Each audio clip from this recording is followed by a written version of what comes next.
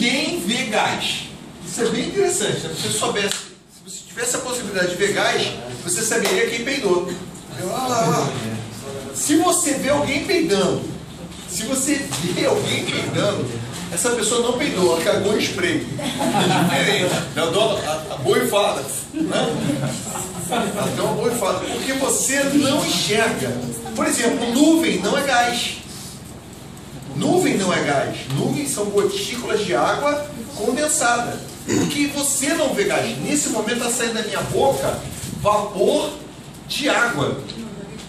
E é nesse vapor de água, nessas gotículas de água microscópicas que estão aqui, né, que inclusive as bactérias e os vírus se hospedam. Porque bactéria e vírus não saem voando. Né? Isso aí se transmite pelo ar. Pela água que tem no ar. Né? Aquela super câmera, já viram? O cara que espirra, gotícula para tudo quanto é lado. E a gotícula, como ela é muito microscópica, mas é suficiente. Olha, pessoal,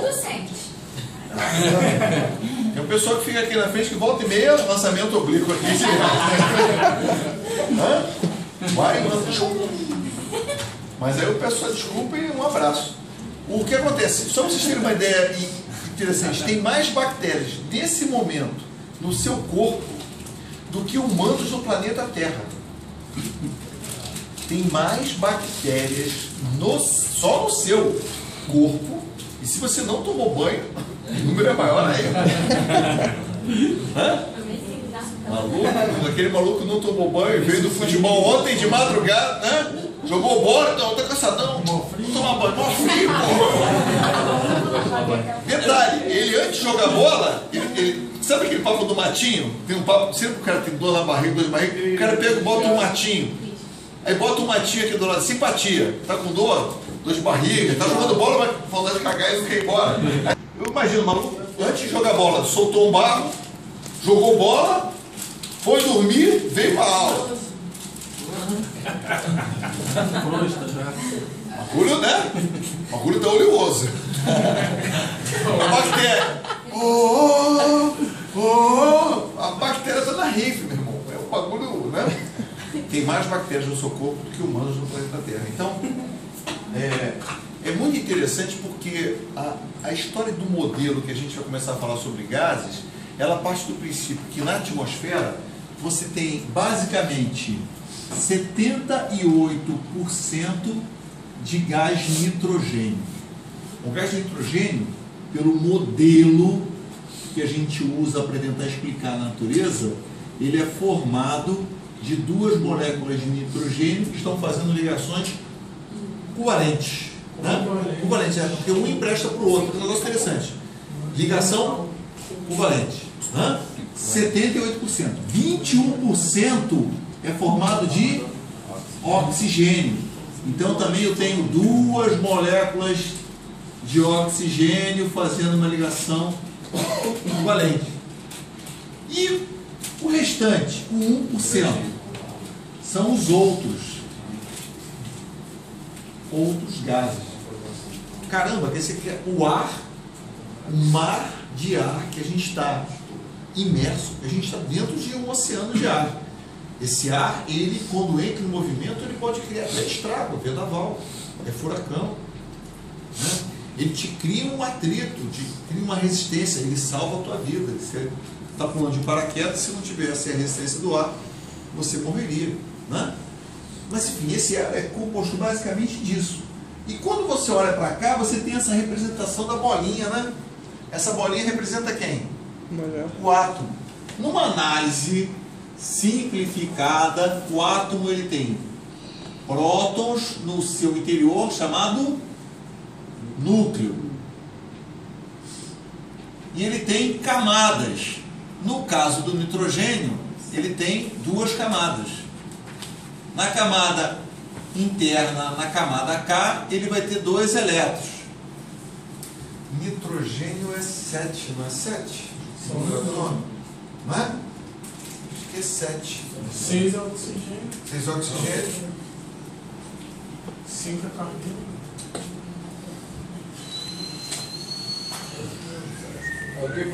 Ele tem na última camada, isso aí, perfeito, isso mesmo. Ele tem na última camada 5 elétrons. Por isso que ele faz parte da família 5A. Legal? Os elétrons estão ao redor do núcleo, girando em 2 camadas, uma camada K, outra camada L. Os 2 elétrons estão na camada K, mais próxima, depois tem 5 na camada L. Ele, para ficar estável, tem que ser a teoria do octeto. Isso, eu estou voltando para a física, você vai ver que eu estou escrito aí, isso é física. Essa história toda que a gente está contando aqui, ela está partindo de um modelo. Isso que é interessante. E é o mesmo modelo químico que a gente usa para o gás. O mesmo modelo químico que a gente usa para o gás. Milhares de situações diferentes ocorrem. Existem elementos que não fazem a ligação que você espera que faça. Existem ligações que você imagina que vai acontecer uma coisa, acontece outra. Por quê? Porque a química não explica? Não, não explica. As coisas são modelos.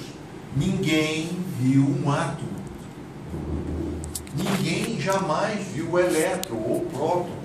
São modelos. Ninguém viu o átomo. O átomo é essa bolinha. Isso é um modelo. Então, partindo desse princípio, partindo desse modelo, teoria cinética dos gases ideais, não é qualquer gás. É esse gás que faz parte aqui da atmosfera. O mais próximo do gás ideal são os gases nobres. Hélio, neônio, criptônio, xenônio, radônio, argônio,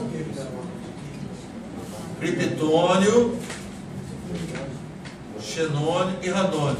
Os mais próximos são esses caras aqui. Por quê? Porque eles já estão estáveis. Pela teoria do octeto, eles têm 2 elétrons na última camada ou 8 elétrons na última camada. Então, teoricamente, eles não precisam se misturar, dar e receber elétrons. Eles não fazem compostos. É mentira. Os gases nobres fazem compostos. Então, quer dizer, os gases nobres, quando estão fazendo ligações com outros, eles estão fugindo da teoria do gás ideal, do octeto. Então, o que a gente vai fazer aqui, vai falar sobre gás ideal, é um gás que não existe na realidade. E o mais próximo disso são os gases nobres. Tudo bem? Você sabe esses gases nobres aí? Não. Não. Considere um gás com um comportamento. Consideramos um gás com um comportamento ideal quando o gás é constituído por um número muito grande de moléculas em movimento desordenado, descrito pelas leis de Newton. Quem disse que os átomos se movem pelas leis de Newton? Não, mas ele não falou nada disso. Newton nem sabia da existência de átomo. Quando Newton morreu, ninguém tinha inventado o átomo. Ninguém tinha sugerido essa história do átomo como é hoje. Existia essa possibilidade lá na Grécia e tudo mais, mas não era a visão que o Newton tinha. Tá?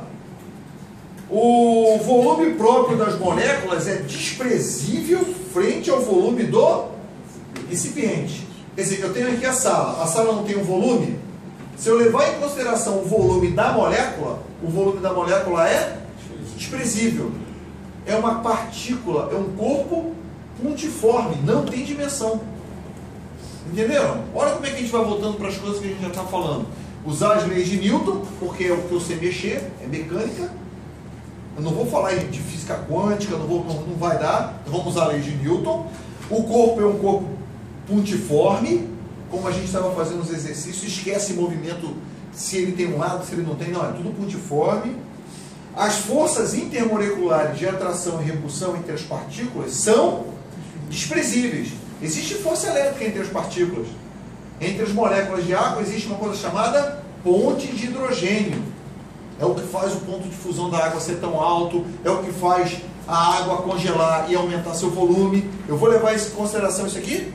Não, as forças internas específicas, exceto nas colisões mútuas ou com as paredes do recipiente. Quando uma partícula bate na parede do recipiente, quando ela colide, essa força é importante, porque é ela que vai determinar a pressão. A pressão dentro de um recipiente é determinado pelo choque que as partículas vão fazer. Daqui a pouco a gente vai ver. As colisões são elásticas e de duração desprezível. O que é uma colisão elástica? Todo mundo falou disso ainda, então vou falar agora. Uma colisão elástica é aquela que não perde energia. Um corpo vem com uma energia de 10 joules, bate na parede e volta com energia de... Isso é impossível. Se você pega um pêndulo e solta, ele vai bater, já não vai mais, já não volta para onde estava. Ele vai bater e para. Aqui não vai parar nunca. Ele vai perder energia? Não, sistema conservativo. Sistema isolado, daquelas situações que a gente está falando, conservação de energia. Um corpo que tem 10 joules desce, vai ter que energia quando chegar aqui embaixo? 10 joules, se o sistema for conservativo, se ele não perder energia. Aqui é tudo ideal.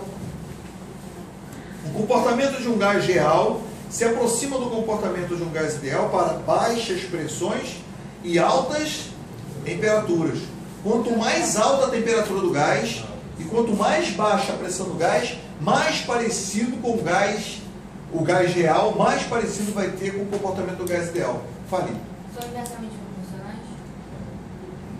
A pressão e a temperatura, no caso de um gás ideal, não, porque a gente vai ver na... É por isso que eu não entendo. Não, então, não lembra da fórmula de Clapeyron para responder isso, não. Um gás ideal, para ser trabalhado, então, um gás ideal, um gás real, para ser analisado pelo modelo de gás ideal. Que gás ideal é um modelo, alguém criou isso aí, fez um monte de suposições, ó. Despreze isso, despreze aquilo, despreze isso é real? Não. Se for estudar certinho, eu tenho que levar em consideração o fato de que as moléculas vão se aglutinar, o vapor de água, ele vai formar gotículas, tem um monte de outras coisas mais importantes.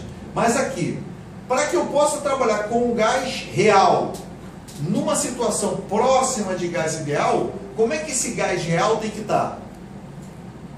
Muito quente e com baixa pressão. Olha, vou tentar criar uma maneira de você guardar isso aí.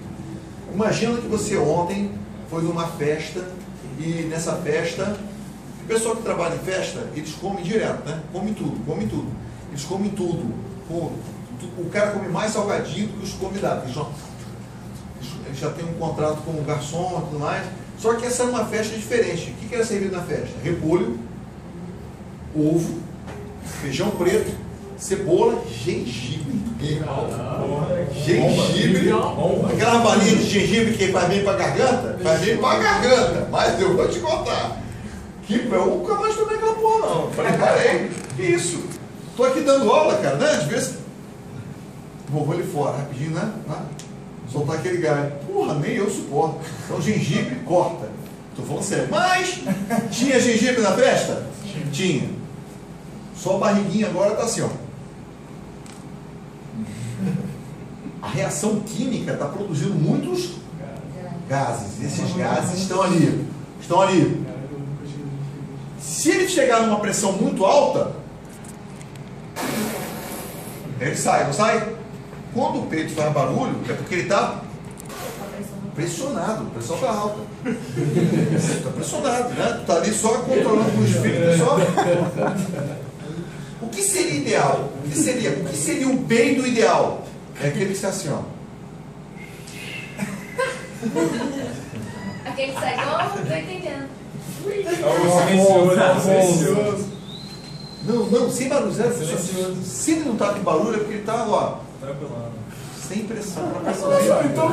Pressãozinha baixa. Agora, já que ninguém vai saber que foi você que peidou, porque quando é que você sabe que alguém peidou? Pelo barulho, né? Porque tu não vê peido. Peidou, meu irmão! Caraca, que moleque peidão! Aí, agora, tu tá em fome. Isso é maneiro da escola, tá lá. Vamos lá, daqui a pouco. Sai aquele, né? Silencioso. Já que ninguém vai saber que você vai peidar, o que seria ideal? Que ele viesse quente, aquele mexicano, aquele, né? Bem dentro assim. Vou ver se eu me caguei. Saca? O cara uma vez perguntou pra mim assim: vem cá, peido pesa? Eu falei: não, então eu também caguei.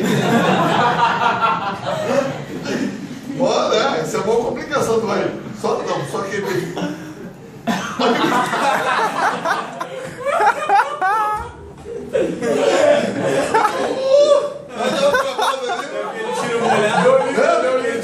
Aí tu vê a cara do maluco assim. Pessoal, quando é que um gás real se aproxima do ideal? Quando ele está baixa pressão e alta temperatura, beleza? Foi, juro pra você, juro, não tô mentindo não, juro. Tava no trem agora, né? Tava esperando a porra do trem, né? Puto ali, aí daqui a pouco sentou um senhor do meu lado, meu irmão. O velhinho peidou, meu irmão, ele peidou tão mal, eu olhei pros costas do velhinho e falei, pô, senhor, foi mal. Essa foi terrível, eu levantei que você tá longe. Mas falou mesmo? Falei, porra, essa foi terrível. E ele ficou. Cara de quem peida mesmo, né? Quando guarda dinheiro, vai guardar peido. As partículas que formam gás são todas idênticas. Pontuais, forma de ponto, forma desprezível, rígidas e com mesma massa. Entenderam? Veja, o gás ele não tem massas iguais. A massa atômica do nitrogênio é diferente da massa atômica do oxigênio e os outros gases têm massas atômicas diferentes. Aqui não, todo mundo tem a mesma massa, é puntiforme, volume desprezível, só situação ideal, tá? Beleza? As características mais importantes desse modelo é que as moléculas, na maior parte do tempo, não exercem forças umas sobre as outras, exceto quando colidem. Assim, as propriedades macroscópicas de um gás são consequências primárias do movimento das moléculas, e por isso é que se fala na teoria cinética dos gases. 6 questõezinhas para a gente fazer. Como a gente está com pouco tempo, vamos fazer juntos, tá? Questão 40. Os gases nobres são considerados estáveis e formados por átomos isolados. Então, podem ser classificados como substâncias puras, simples, monatômicas. O gás, essa aqui é uma questão que caía em química. Eu botei aqui de propósito. Um gás nobre ele é uma substância pura que só tem ela. Simples, porque ela não está ligada com mais ninguém. E monatômica, porque só tem um átomo. Se você só tem nitrogênio, é pura, simples, só que é diatômica. Um gás nobre, ele não faz ligação com ninguém. Uma molécula de hélio, está aqui, ó. Essa aqui é a molécula de hélio. É uma substância pura, simples, monatômica. Tá? Mas fiquem tranquilos que isso não quer de novo não, porque isso aqui é uma questão de química mesmo. 41. É falso afirmar que os gases possuem grande expansibilidade. Isso é falso? Não, o gás ocupa o volume do recipiente. Se eu fizer xixi, vai ficar uma poça aqui. Se eu mandar um torpedão aqui, não. A marola vai. Quem estiver perto vai caindo mais cedo. Você ou o último vai morrer. Aí, tá feliz, né? Tá vendo o pessoal tombando assim. Não é a A. Vamos ver a B. Os líquidos oferecem grande resistência à compressão. Verdade, o líquido oferece resistência à compressão. Somente os líquidos podem ser considerados fluidos perfeitos? Falso. Porque os fluidos são o quê? Os líquidos e os gases. Ô Gabriel, o que é mais fácil de se comprimir? Mais fácil de se comprimir é o gás. O gás é muito mais fácil de se comprimir. Você pega faz a experiência. Ficaria na ordem sólido, líquido e gás, né? Para ser dificuldade de compressão? É. Porque você pega uma seringa, é só você tampar a ponta da seringa e apertar. Se tiver só com ar, ela comprime bastante. Se tiver com líquido, ela comprime pouco. Tá? Entendi. O sólido até tem a compressão, mas aí a resposta da compressão a gente vai ter lá com a normal, é mais difícil de ter compressão, mas tem. Dependendo de qual é o sólido, né? Como? Aí vai para uma outra parte que não é o que a gente está. Porque o que acontece? Os modelos para estudar dinâmica. C. Um gás real aproxima. A viscosidade não influi no estudo do líquido em equilíbrio. Viscosidade é líquido em movimento. Uma coisa viscosa é aquela coisa que dificulta o movimento. Então, por exemplo, água, vamos trabalhar isso aí. Água e óleo. Se você pega água e você pega óleo e você bota numa panela, o óleo sobe, porque ele é menos denso. Uma coisa é densidade. Densidade é uma coisa. A outra coisa é viscosidade. Se você pega um pouquinho de óleo e coloca entre os dedos e um pouquinho de água e coloca entre os dedos, você vai ver que a água oferece menos resistência que o óleo, né? Ah, mas o óleo desliza mais fácil. Espera aí. Percebe só. Como ele é mais grudento, é isso que eu quero dizer. Se você tivesse que caminhar em óleo ou tivesse que caminhar em água, o óleo vai agarrar mais em você. Isso é a viscosidade. Tá? Que é isso, mano? Eu não sei. Eu também não entendi por que elas giram, mas eu também não vou perguntar. Sabe Deus que pergunta que resposta que eu vou ganhar. Então, tem horas que a melhor coisa no mundo é isso aqui, ó. SS. Silêncio e sorriso.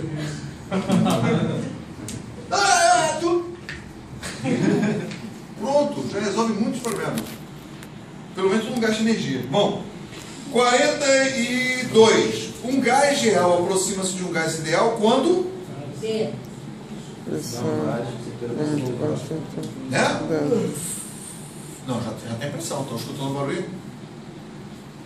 Com isso, eu não estou dizendo para você fazer exercícios que... Ó, imagina o valor. Porra, não faz isso não. 43. Assinale a alternativa abaixo que não é correta. As moléculas de um sólido vibram em torno de uma posição fixa. Verdadeiro. As moléculas de um líquido estão arranjadas em um padrão regular. Falso. O líquido não está num padrão regular. Tanto é que você pode modificar, desenhar, né? Você pode modificar. Então a B é falsa. Vamos ver a C. As moléculas de um gás perfeito não exercem forças entre elas, exceto durante as colisões. Verdadeiro, a gente viu na definição. D. A densidade da maioria dos líquidos é maior que a dos gases, pois as moléculas estão mais próximas umas das outras. Verdadeiro. A pressão que um gás exerce em uma superfície é devida ao choque das moléculas contra a superfície considerada? Não é o choque entre as moléculas, porque no gás ideal não tem choque entre as moléculas, né? Não tem força entre as moléculas. Então é só entre as paredes, né? A molécula é a parede. 45. A energia cinética média das moléculas de um gás perfeito é diretamente proporcional. Energia cinética tem a ver com o quê? Temperatura. Com movimento. E quanto maior o movimento, maior a agitação, maior a temperatura. Beleza? Mas qual é a temperatura? Tem duas aí. Absoluta. Absoluta. Lembra que tem diferença de temperatura absoluta? Temperatura absoluta é aquela que está relacionada com o movimento. Quando é que você vai ter o zero absoluto? Quando não tiver nenhum movimento. Quando não tiver nenhum movimento. É possível chegar ao zero absoluto? Não. Porque se você parar todo o movimento, para o elétron girando ao redor do próton, aí já era, né? Ele vai colapsar. Então é impossível chegar ao zero absoluto. Variáveis de estado de um gás. Para caracterizar um gás é necessário entender e saber trabalhar com 3 grandezas que são importantíssimas para o gás: a sua pressão, seu volume e sua temperatura. Temperatura: mede o nível de agitação das partículas do gás, átomos ou moléculas. A unidade usada aqui para essa grandeza no sistema internacional é o Kelvin. Então tem que saber passar de Kelvin para grau Celsius, de grau Celsius para Kelvin, de Fahrenheit para Kelvin. Tudo tem que estar em Kelvin. Transformações entre as variações de temperatura. Uma variação em grau Celsius está para 5, assim como uma variação em Fahrenheit está para 9, assim como uma variação em Kelvin, tem grau Kelvin, né? Em Kelvin está para 5. Tudo bem? Beleza? Lembra disso aqui, ó? Vê se você se lembra. 0 graus Celsius corresponde a quanto em Fahrenheit? 32 Fahrenheit. Se eu aumentar 5 graus Celsius, fiz uma variação de 5. Qual vai ser a minha variação em Fahrenheit? 9. Se aumentou 5, aqui vai aumentar 9. E vai para quanto? 41. Esses valores são bastante utilizados. Se eu aumentar mais 5 aqui, mais 5 vai para quanto? 10. 10. Então aqui vai para quanto? 50. Muitos exercícios cobram exatamente isso aí. Tá? Volume. Medida do espaço tridimensional ocupado pelo gás. Sua unidade, o seu internacional metro cúbico. Mas algumas vezes o litro será utilizado. O volume de um gás sempre será igual ao volume de recipiente ocupado pelo litro. Aí eu escrevi aqui, ó, 1 decímetro cúbico é igual a 1 litro, 1 centímetro cúbico é igual a 1 ml. Eu já tinha comentado isso com vocês em sala. E aqui eu deixei feito para que você possa estudar em casa, caso você ainda não se sinta seguro, a transformação de decímetro cúbico para metro cúbico. 1 decímetro cúbico vai dar 10 elevado a menos 3 metros cúbicos. 1 centímetro cúbico, 10 elevado a menos 6. Aí você dá uma estudada em casa, tá? Pressão. Medida da força aplicada pelo gás em cada metro quadrado das paredes do recipiente ocupado pelo mesmo. Observação. Esta força é aplicada pelas partículas do gás que se chocam contra as paredes do recipiente. Sua unidade de sistema internacional é Newton por metro quadrado, conhecido como Pascal. Mas outras unidades também são utilizadas, outra unidade também utilizada é a atmosfera. Essa linha aqui eu já escrevi também para vocês, mas eu acho importante que você preste bastante atenção. 1 atm corresponde a quanto?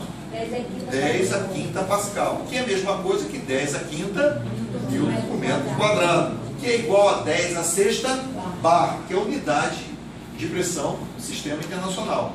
Bar é dina por centímetro quadrado. Tá? Bar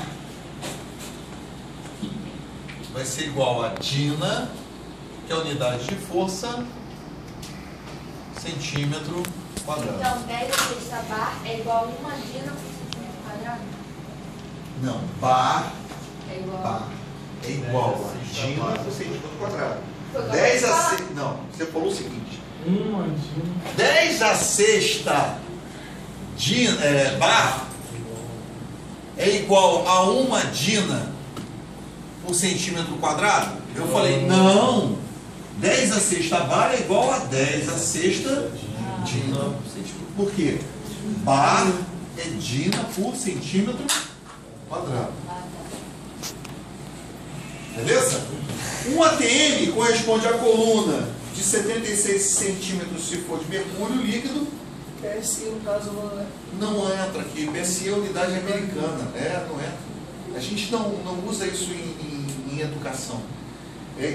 A tendência, pelos acordos feitos, é que vamos acabar com o PSI, com milhas por hora, e os carros americanos, por milha, acabar tudo, botar tudo no sistema internacional. Só que o americano falou que ele tem um Rambo. O americano ele tem um Schwarzenegger. Entendeu? O americano eles são foda. Eles são foda. Então eles não querem mudar. Não muda. Mas lá eles usam os dois sistemas nas placas. Então, porque estão tentando mudar. Mas todas as placas deles. Estão começando a mudar. Por quê? Porque era para ter abolido já de uma vez por outra. Por exemplo, então, essa linha aqui tem que guardar. Essa linha é importante. Então, ó, vamos ver a questão 46 e 47 rapidinho. Enquanto eu dou uma apagada aqui no quadro não organizado, eu meio de 20, meu irmão, voa. Metade da minha vida vai embora aqui com vocês. Ó, a pressão atmosférica considerada normal é de aproximadamente 10 metros coluna já. por quê? Olha, é 1 milibar? Não. Não. É Só o bar que quanto? eu fiquei em dúvida. É o que o bar? O que é bar? Não, porque eu consertei os outros. Seria 10 a sexta Pascal, 76 centímetros. E o bar eu não soube consertar. É Pascal ou aquele coelho? Pascal ou o coelho da lágrima? Pascal. Vamos lá, o que é milibar? Ó, milibar. Mili é isso aqui, ó. Mili Então é 10 a menos 3, né? metro, que a gente chama de milímetro. Então Então é 10 a terceira. 10 elevado a menos 3 bar. Miligrama. Então, no caso, 1 milibar corresponde a 10 a menos 3 Bar. bar, né? Isso aí é ATM? Não. Não. 1 Pascal é um ATM? Não. Olha a sacanagem aqui na letra C.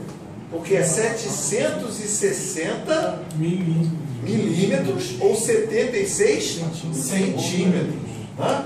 E aí o desgraçado botou 76 milímetros. Só para sacanear. E 10 metros de água. Essa história de 10 metros de água a gente vai ver com mais calma. 47. Uma força de 100 newtons atuando perpendicularmente sobre uma superfície provoca uma pressão de 1000 Pascal. Aqui, a gente quando for falar, vai reforçar mais, mas presta só atenção aqui. Pressão não é força por área. Pressão não é força por área. Pressão é força perpendicular por área. Então, ó, se eu tenho uma área, vou criar um eixo de referência que é, como é que é o nome da reta que é perpendicular ao plano? Ortogonal. Normal, né? Para dar uma simplificada. Agora eu vou aplicar nessa área uma força F, que está fazendo um ângulo θ em relação a normal. Como é que eu vou calcular a pressão? Pressão, que é a força perpendicular pela área, vai ser igual a F cosseno do ângulo sobre a área. Por que F cosseno? Porque aqui está colada, né? A projeção colada, F cosseno. Então essa é a fórmula de pressão. É a força perpendicular. Aqui ele está dizendo que já é perpendicular. Então, uma força de quanto? 100 newtons. 100 newtons. Pressão, força de 100 newtons. Quanto vale a pressão aí? 1000 Pascal. Pascal. Pascal é newton por metro ao quadrado, não é? Dividido por quem? Pela área aqui, né? Vai cortar newton com newton, 2 zeros com 2 zeros, multiplica cruzado. Vai ficar assim, A é igual a 1 vezes metro ao quadrado sobre 10. Isso vai dar o quê? 0,1 metros ao quadrado. Beleza? Recomendo que você dê uma olhada nessa história aí sobre transformar metro quadrado para centímetro ao quadrado, decímetro ao quadrado, né? Às vezes a gente tem dificuldades com relação a isso. Energia interna de um gás. A energia interna de um gás existe basicamente devido ao movimento de partículas que o compõem. A energia de cada partícula individual do gás pode ser encontrada usando a seguinte equação: energia cinética é igual a mv ao quadrado sobre 2. Mas aí a massa de cada partícula. Energia cinética, quando eu escrevo assim, energia cinética vai ser a massa, velocidade ao quadrado sobre 2. Então eu tenho que saber a massa de cada partícula. Para simplificar a minha vida, todas as partículas têm a mesma massa e todas vão ter a mesma velocidade. Porque é uma situação ideal. Aí, tranquilo, dá para fazer um somatório. Naturalmente, para que possamos calcular a energia interna do gás, teríamos que somar as energias cinéticas de cada uma das partículas que formam esse gás. E como são muitas, o trabalho seria descomunal. Por isso, vamos seguir outro caminho. Sabemos que a massa total do gás pode ser dada pela expressão N, número de mols do gás, e M, massa molecular do mesmo. Então, eu tenho como calcular a massa de um corpo sabendo o número de mols multiplicado pela massa molecular. Então, ao invés de somarmos todas as energias de cada partícula, vamos substituir na primeira fórmula o valor da massa total do gás e o valor da velocidade estatística média de suas partículas. Fazendo isso, encontraremos a seguinte expressão, que serve para calcular a energia interna de um gás ideal monatônico.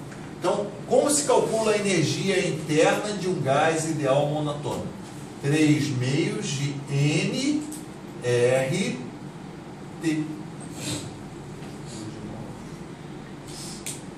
Beleza? Olha, se eu olhar para cá, U é uma variável, T é uma variável, não é? Se eu expandir isso aqui, vai ficar assim. U é igual a 3 meios massa sobre a massa molecular vezes a constante vezes a temperatura. Em vermelho eu vou botar quem pode mudar de valor. A massa pode mudar de valor. Você pode ter mais gás, menos gás, vai aumentar a massa. Agora, se o gás é de água, esse cara aqui vai ter só um valor. Porque esse valor depende do tipo do gás. É a massa molecular do gás. Se é oxigênio, esse cara tem um valor. Ele só muda se eu mudar o gás. Tá? Mas eu posso aumentar a massa? Posso. Posso aumentar a temperatura? Posso. Então, olha. Lembra da analogia do copo com água? Você vai pegar um copo, vai pegar uma panela, vai encher água, vai botar água no copo, vai pegar um conta-gota. Lembra? Vai jogar uma gota na mão. Quando você joga uma gota na mão, ela queima a sua mão. Não é? Quando você joga o copo, ela queima mais. Queima menos e queima mais porque tem diferença de energia. Essa energia é devido à temperatura? Não, é devido à massa. Então, numa situação que tem a mesma temperatura, a energia é diretamente proporcional à massa. Tudo bem? Eu tenho agora 1 litro de água e eu tenho 1 litro de água. Ou então em massas iguais, não tem? Um está a 50 graus Celsius, o outro está a 90 graus Celsius. Qual tem mais energia? Maior Maior temperatura. Porque mantida a massa constante, diretamente proporcionais. Tudo bem? Porque, ó, tudo depende. Eu aqui tenho 3 caras que podem ser variáveis, não tem? Então vamos pegar um caso. Ó. Primeiro caso, temperatura constante. Se eu pegar um caso em que a temperatura está constante, essa do gota-gota, a água que tinha no gota-gota e a água que tinha no copo tinha a mesma temperatura. Como é que vai ficar? U é igual a 3 meios.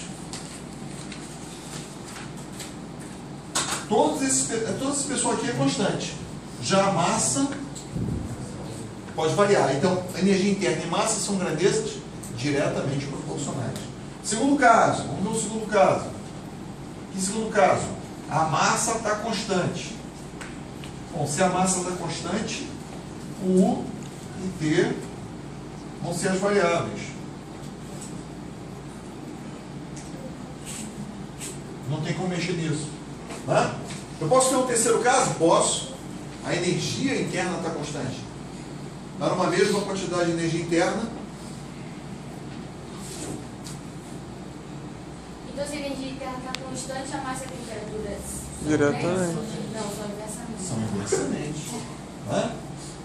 São inversamente. Ó. U, 3 meios, M, R, massa, temperatura. Aí vão ser inversamente.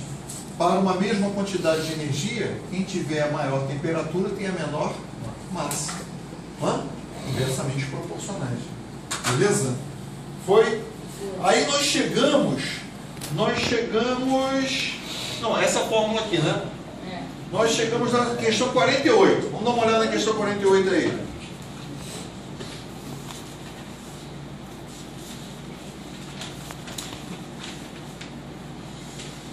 Aquece uma certa massa de gás ideal a volume constante de 27 graus Celsius até 127 graus Celsius. Pode-se afirmar que a razão, o que é a razão? Sobre o outro. Razão entre as energias cinéticas médias das moléculas depois e antes do aquecimento é de? Primeiro que eu tenho que transformar, né? Então, o que acontece?